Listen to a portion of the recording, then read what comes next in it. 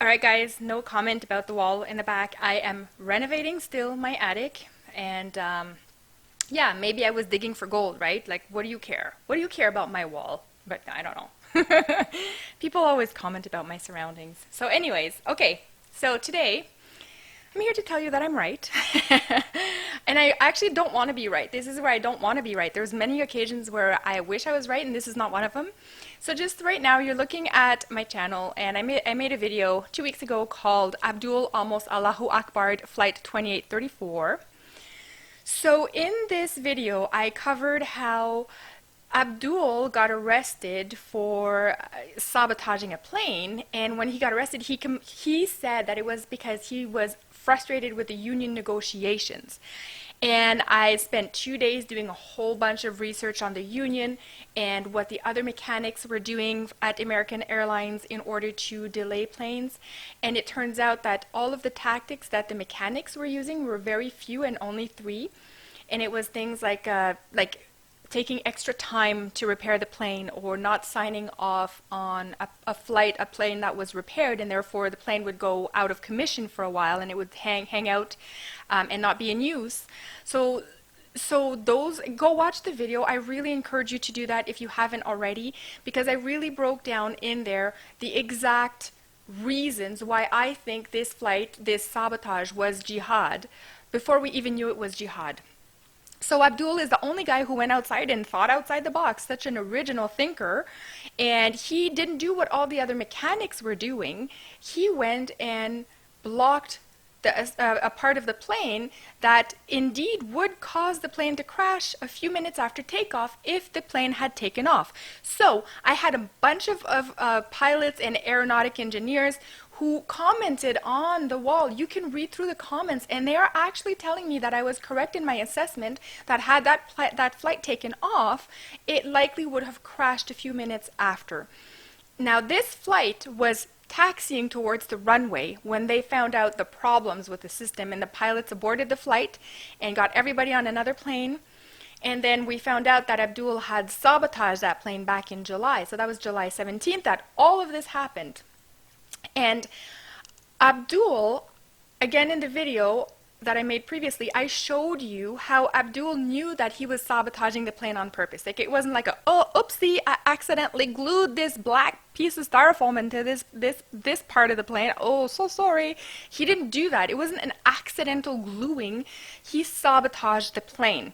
Now, sabotaging the plane, putting people's people's lives in danger, the passengers, the flight crew, whoever would have been on the ground where the plane would have crashed, that doesn't make sense that you would do that to further or express your frustration on union negotiation stalling, right? Like, it doesn't make any sense.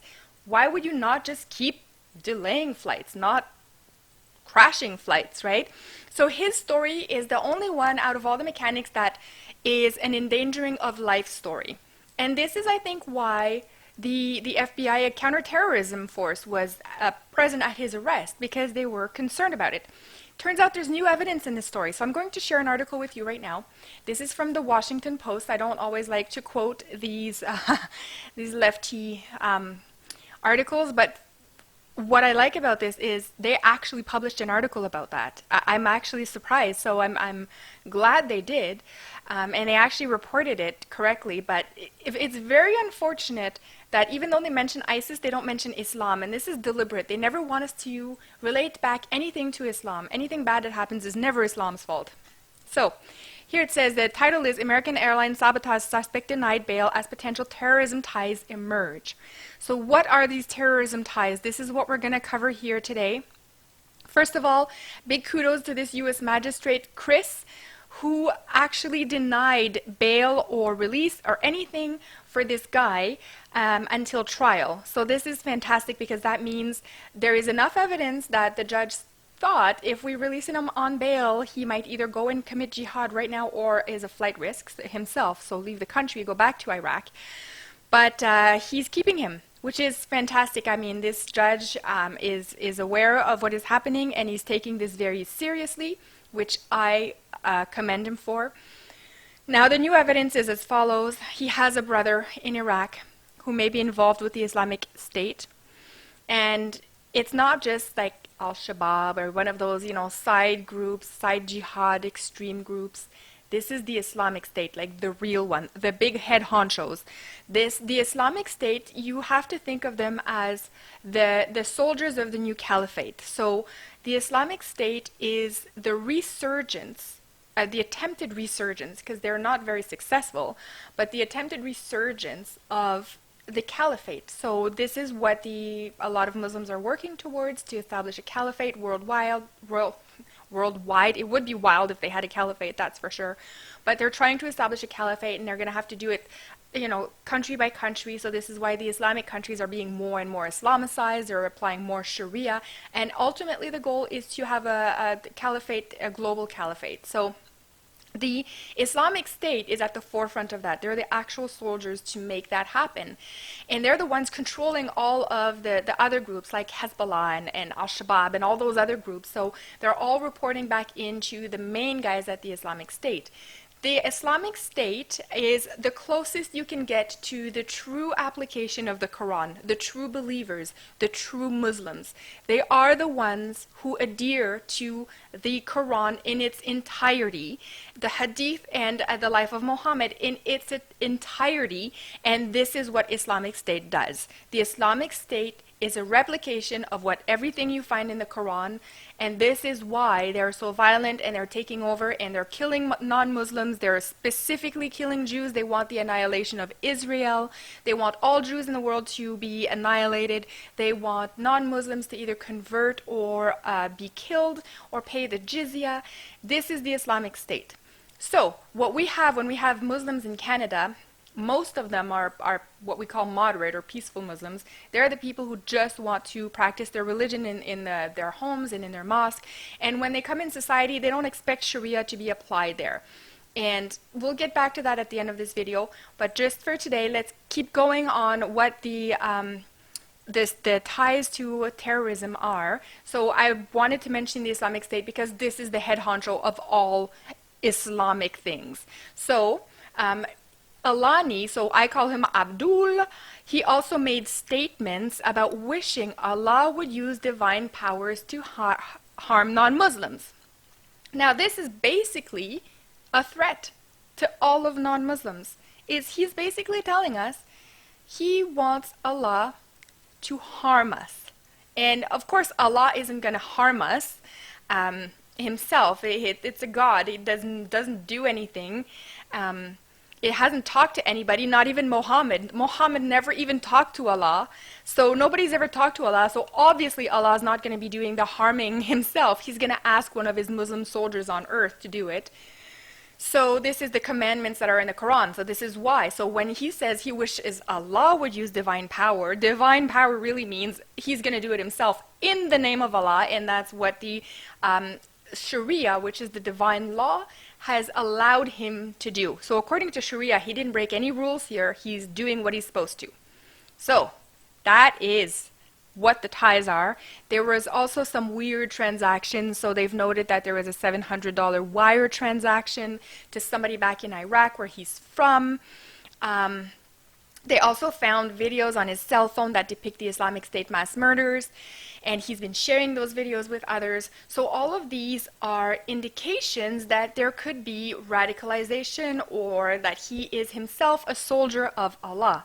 Now, the judge said that he may be very sympathetic to terrorists, and that's very disconcerting, and that is true. That is a true statement, the disconcerting part, because if he is sympathetic to terrorists, it does mean he is already radicalized. So there we go for the article. I'll link it in the description. Please go see the previous video that I did about this on the technical explanation of what happened to the flight and also the tactics that were used by the mechanics, so you can understand where Abdul fits in this whole scenario. So please go do that. I'll link it in the description. But I just want to finish off this video today by talking to the moderate Muslims. So when you see something like this happen and you're a moderate and a true moderate and you just want to go about your life, it's going to become increasingly important that you join us in this fight, that you join us to the voices that are speaking out against this, the voices that want nothing to do with our society being Islamicized. You are going to have to speak out against imposing Sharia on other non-Muslims. For example, halal food in a cafeteria that's open to all, and then everybody has to eat halal now. Or if you take the streets over for prayer and nobody else can go through, that's an imposition of Sharia on other people, non-Muslims, people who don't adhere to the faith. So you are going to have to align with us and start speaking out against this, even if you know your counterparts in the Islamic world are going to be very furious at you. There's going to come a point where you're going to have to make a decision. Are you going to commit to being a Canadian patriot, an American patriot, or are you going to be committed to be an Islamic patriot, right? So and this is why it's so alarming to the rest of us. Moderate Muslims, when you don't speak out, it makes it so that us, non-Muslims, don't know where you stand on the scale of moderate to extremist. And it makes it very difficult for us to operate anymore in our society, in the sense that now, how do we know which one of you, if you're a Muslim manager at a water plant, for example, how do we know you're not going to be the one guy that he looks moderate, but he's going to end up poisoning the entire water system so that 10,000 people are going to die or get poisoned or something like that? Or if you work in the food industry, or you work, again, another in the airline.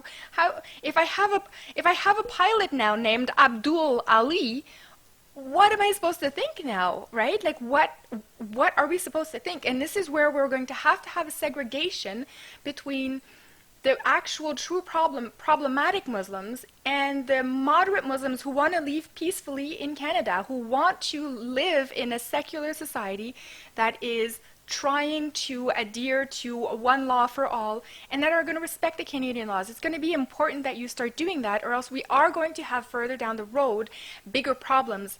Another way to do this is to enforce our Canadian law. So this is where it keeps being important to enforce the law, but even beyond the law, when it comes to culture, remember our culture. Do not concede on our culture. Go and fight for our culture. So if you see anybody trying to Islamicize it, no. It is our culture. You don't get no pork when you go to a sugar shack in Quebec. You don't get to impose any rules at the place you work at, right? You don't get to impose prayer rooms into airports. Those kinds of things. It's going to be important that we protect our culture and protect the dominance of our Christian heritage on our culture and fight back against Islam. So if you want to come here and practice Islam, that's fine, it's your freedom of religion, but as soon as it imposes on the society, that's what becomes political Islam, and this is what we are going to have to push back against. And we cannot be afraid to do that. We have to stand up and we have to do that. And I really hope that the moderate Muslims who live a very nice life in Canada are going to join us in this, so that we don't have any more Abduls like this in the future who sneak into our system and actually end up causing a massive amount of danger. I'm so glad Abdul got caught. I'm so glad the pilots were very keen towards the issues and aborted the flight from taking off. Very glad that the FBI counterterrorism force was involved, and now very happy that this judge did not grant him any form of bail and is keeping him in detention for pre-trial until the trial happens, for the pre-trial period. So, anyways, guys, that's pretty much it for me today. Let me know what you think in the comment section, and I will see everyone in the next video.